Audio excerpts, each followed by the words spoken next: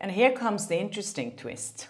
This lawsuit against these unnamed individuals were dropped or just disappeared.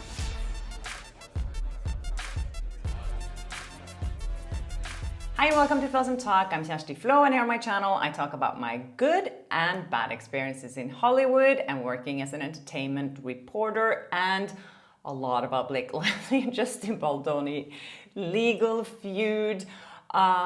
So if this is true, this is so crazy. This is so insane.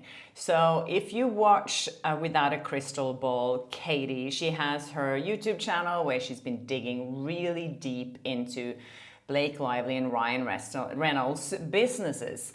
And I've been watching quite a few of her episodes, and I have to say, her latest find is insane. So lately there's been a lot of talk about Stephanie Jones, the publicist behind Jones' work, the one that gave out all the information from her co-worker's phone, and all those text messages and emails ended up, as we know, in the New York Times. So how did the New York Times and Blake Lively's team get all of this information legally? There's been speculations in that, because it would be breach of contract if Stephanie Jones just gave up this information voluntarily to help Blake Lively sue Justin Baldoni. As you know, Stephanie Jones also represented Justin Baldoni until August. And lately we've seen that Stephanie Jones claims that she was subpoenaed to give out all this information in October 2024. But we know that Jennifer Abel left JonesWorks already in August. And so my question has been, why didn't she give up this information earlier? And why was it only Jennifer Abel's phone that was subpoenaed? Okay, so now Without a Crystal Ball has done a lot of digging. How come there was a subpoena when there was no lawsuit at the point? Remember, Blake Lively didn't file that CDR until 20th of December, and the New York Times article was published shortly after. The New York Times article that ruined Justin Baldoni's reputation, and mine for that matter. And Stephanie Jones has lately come out to the press and said that there was a subpoena there. She hasn't published the subpoena in any outlets, but I know that Daily Mail, I think, and Variety say that they have seen the subpoena, but we haven't seen it. So everyone's been speculating how was there a subpoena there if there was no legal implications at that point. Okay, so now Without a Crystal Ball has found this lawsuit.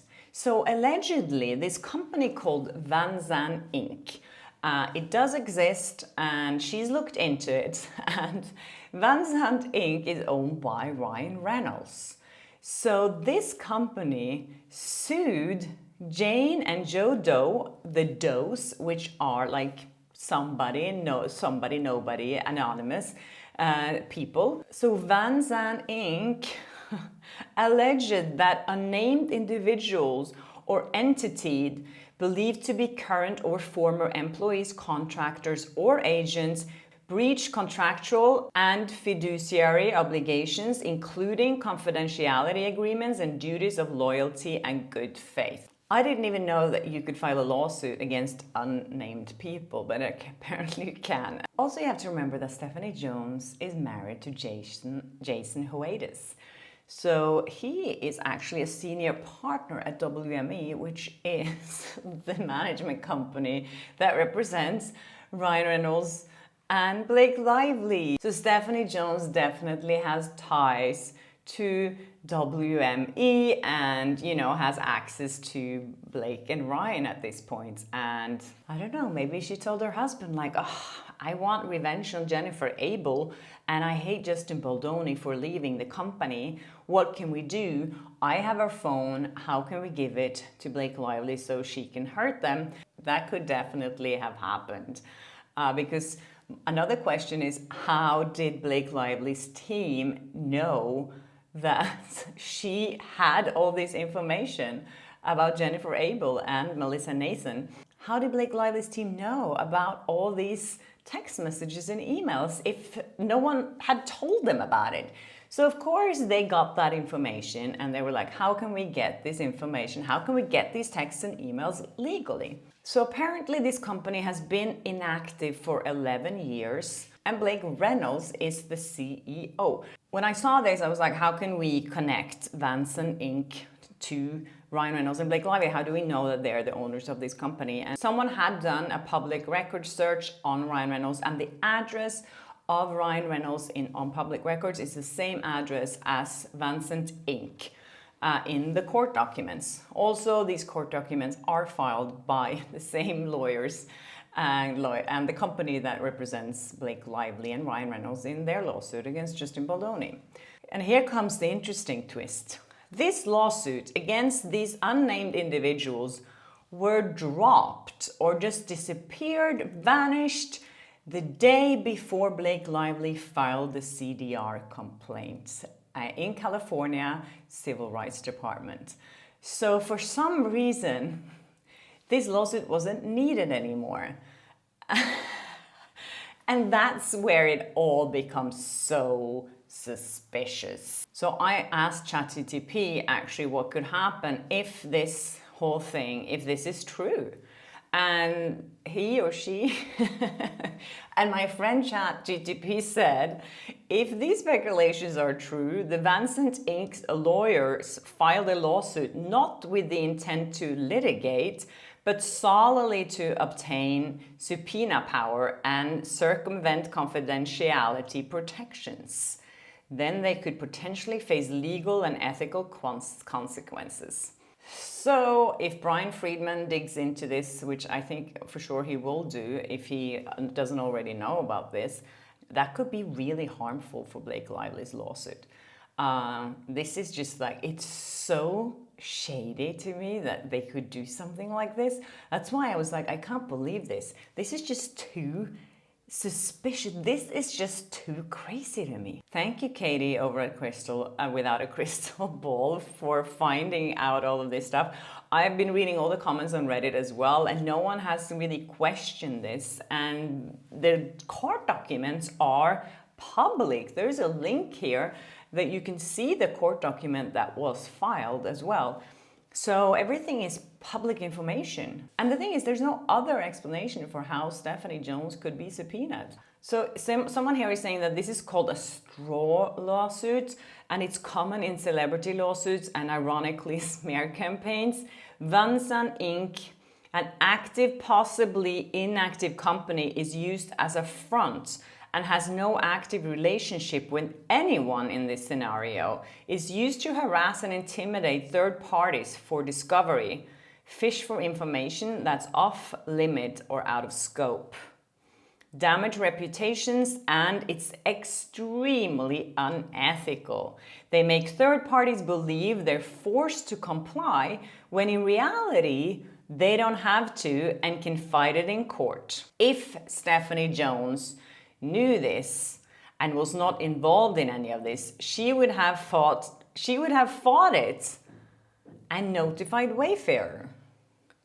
And the thing is, as I said before, why didn't they subpoena more people in Stephanie Jones' company? There was more people involved with Justin Baldoni. I mean, Stephanie Jones was also working with him. So there's a lot of really sketchy stuff going on here. Also in the news is that Katy Perry was hurt by Wendy's tweet. I did a video about this the other day when they went on Blue Origin, the 6 women that went up in space for 11 minutes and polluted the world and went back and like, oh, this is a big step for feminism or whatever. It was so out of touch and it was so criticized everywhere.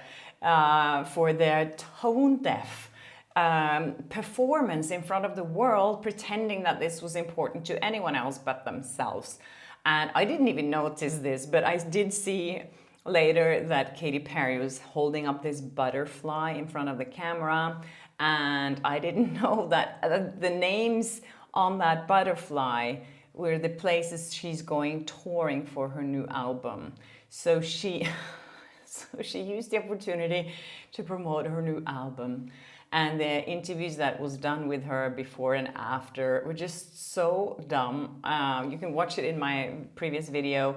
I put some clips in there from her performance when she talks about love and being in touch with love and how she didn't know how much love she could give before she launched into space, whatever. Anyways, Wendy's tweeted that can we send her back? And which was quite funny. And then Keisha, who has a feud with Katy Perry, posted a picture of herself slurping on a Wendy cup. So now Katy Perry has come out, or someone close to Katy Perry, a source, has come out to Page Six and said that she's really hurt. Her spokesperson or source says that we understand the internet loves a joke, but there's a clear difference between humor and targeted hostility, and this wasn't harmless banter. And then they continue saying that this is a billion-dollar brand, talking about Wendy's, using its platform to publicly demean a woman. Wendy's didn't make a joke, they made a choice, the source added, and saying the company, which features a young girl as their logo, should apologize. The reasons posed were not only disrespectful, but blatantly inappropriate. The source also said that Wendy's may think that they're being clever or witty, but what they're really doing is fueling a culture of online bullying that everyone agrees has gone too far. So a spokesperson from Wendy's actually responded to this, saying that we always bring a little spice to our socials, but Wendy's has a ton of respect for Katy Perry and her out-of-this-world talent. I don't know if they went back and forth to these sources, because there's kind of a discussion going on there, but then the source from Katy Perry again said, when billion-dollar brands join in, it's irresponsible. They're not adding to the conversation, they're dragging it down, and this kind of behavior contributes to a culture where women are punished for standing out, or a woman daring to do something different is targeted. What does it have to do with her being a woman? It has nothing to do with her being a woman that she's being criticized here. She's being criticized for so many other things. And then they're saying again, what's worse is that the face of Wendy's is a woman, which makes this decision not just hypocritical, but painfully ironic. Everyone's expected more from a brand with this kind of platform. Wendy's should do the right thing. One of the core values listed on the company's website: apologize and do better in the future. I really hope that Wendy's doesn't apologize. I think this was really funny, and I'm sorry, maybe it was a little bit mean. But some of these narcissistic big egos in Hollywood needs to be put in their place sometimes. Why would all of us be so interested in Katy Perry's journey into space? And sometimes, you know, people have to own up to their mistakes, which is a great thing to do. And if Katy Perry instead would have come out and said, you know, maybe it was a bit tone deaf, the things that I said in these interviews, and maybe I shouldn't have used this opportunity to promote my tour, and instead have, you know, done something good with it, or done something good with all the money that was spent for this little journey, then, you know, something good could have come out of it. Instead, they're always doubling down and say, apologize to me, I'm a victim. Ugh. Anyways, thank you so much for watching this episode. I really appreciate all your support, and let me know what you think about this latest development in the legal feud between Blake Lively and Justin Baldoni. And yeah, if you haven't subscribed yet, please do, and hit the notification bell so you don't miss an episode of Flaa on Talk, and I'll see you in my next episode. Bye!